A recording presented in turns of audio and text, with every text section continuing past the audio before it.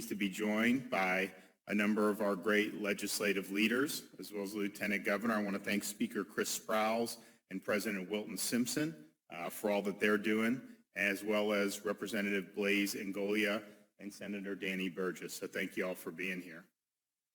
Floridians should have the privacy of their data and personal information protected.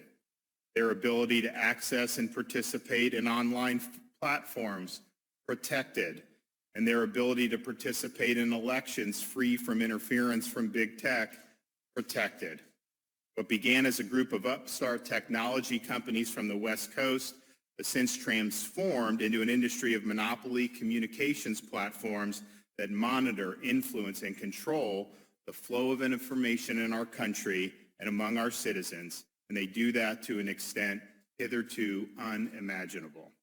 At the turn of the 21st century, online technology represented tools to liberate Americans from reliance on distrusted legacy media outlets. As social media proliferated over the past decade, citizens could directly connect with large numbers of people and could cut out corporate media outlets entirely.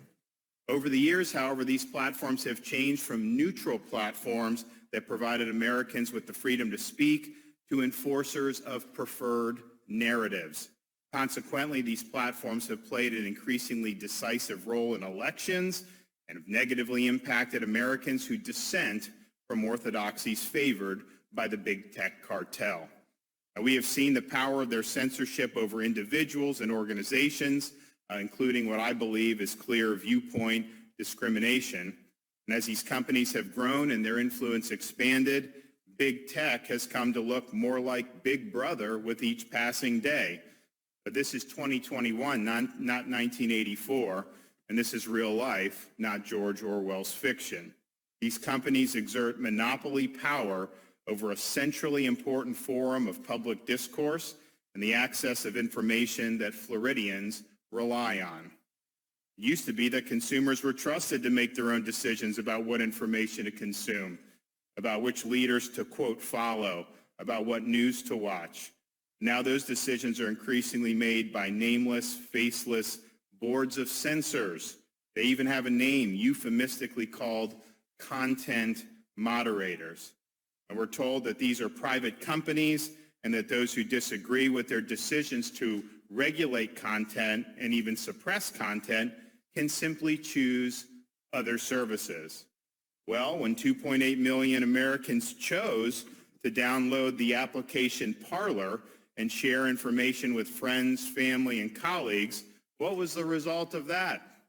Canceled by Amazon, Google, and Apple. What about the 88 million Americans who chose to, quote, follow President Donald Trump? Sorry, content moderators on Twitter pulled the plug, as did a different set of, quote, moderators at Facebook. This is the case even though leaders like Ayatollah Khamenei have been permitted to use these platforms to do things like call for the destruction of Israel and the elimination of Jews. Core issue here is this: are consumers going to have the choice to consume the information they choose, or are oligarchs in Silicon Valley going to make those choices for us? No group of people should exercise such power, especially not tech billionaires in Northern California. Now, if I had to choose, I'd rather be governed by the first 50 names in the Tallahassee phone book than the CEOs of big tech companies. If you don't like Parler, then don't read it. Let's not have those choices made for us, or before long we will have nothing more than someone else's choices imposed upon us by a bunch of monopolies whose core business is to sell advertising. These behaviors are concerning to me, as I know they are concerning to many Floridians. It's high time that we step up to the plate to ensure the protection of the people and their rights. And I'm committed to addressing what may be one of the most pervasive threats to American self-government in the 21st century, because I believe in individual rights, privacy rights, and property rights, because I trust Floridians to choose which content to consume and which to ignore, and because I want to preserve Florida's rich, diverse public discourse and not allow corporate-owned, narrative-approved outlets to dominate our voices. Now, fortunately, I'm not alone in this fight. And I'm glad to work with the Speaker of the House and other legislative leaders as we take on these issues on behalf of the people of Florida. As we work together, we're united under core beliefs in the sacredness of one's voice, one's privacy, and the protection they deserve in our system of government. Privacy rights are really property rights, and just like big tech can't rummage through your dresser drawers, they also aren't entitled to track your every move. You know, someone once summed it up to me this way: when I invite you into my house and say, have a seat, I don't mean you can leave with my couch. Our founding fathers were deliberate in the enshrinement of our rights in the Constitution to ensure that we, the people, were guaranteed protection against those wishing to violate our rights. Ironically, our early founders were most concerned with the tyranny of government in deciding these rights, but today, the big tech oligarchy has in many ways become a clearer and more present danger to the restriction of the right to free speech than the government itself. And certainly if you go back and look at the monopolies at the turn of the 20th century, these current big tech monopolies are exerting power far more pervasive than Standard Oil ever did. Now, these issues are so important because of big tech's pervasiveness and near limitless influence in our society. With billions of monthly users and the vastness of information exchange, not only do these companies control the flow of information, they are selling it as well. This is how you think the business works. They take consumer data, sell it for advertising, specifically more than $200 billion worth of advertising in a given year. And that's not really innovation. That's just a different form of Madison Avenue. Now, since its inception, big tech has experienced rapid and extraordinary growth. Its path to expansion bore a willingness to engage in a host of savvy practices to advance profit while compromising the protection of consumers. Not only do Floridians share with these platforms their lives, thoughts, hopes, and stories, but also some of their most intimate personal information. But what most folks don't realize is that all these companies are taking that information, regardless of its sensitivity, and selling it to whoever is willing to pay the highest price. They've even created complex markets and exchanges for the sale of Floridians' information, all the while claiming to never sell user information. Florida's not going to be tolerating that. Florida consumers deserve protection for their privacy. And with the help of our legislative partners, we're going to stand together in support of Floridians and put a stop to big tech's practice of preying on consumers. Your privacy is important. We also are going to address censorship and deplatforming. Now, these network of Silicon Valley CEOs wield extraordinary power to the point of holistically controlling the flow of vast swaths of information in our country. In a matter of hours, a business can be dismantled, a community of friends and colleagues canceled, and even a sitting president of the United States silenced. By their own admission, social media companies view themselves as a new public square and are happy to market themselves as platforms of global, regional, and local connectivity. Make no mistake, they are nothing more than advertising conglomerates, and I'm not interested in handing over the keys to the public square to a bunch of companies whose economic interests are not aligned with the public interest. When it comes to the rightful criticism for their editing and manipulation of the public square, big tech executives flee to shelter themselves from accountability as anything but a public forum, and that they have the chutzpah, the nerve, to insist on broad liability protection. Heads they win, tails we lose. And worse yet, a faceless and nameless group of tech employees at these companies now wield tremendous power to censor speech and enforce their viewpoint on political discourse upon the general public.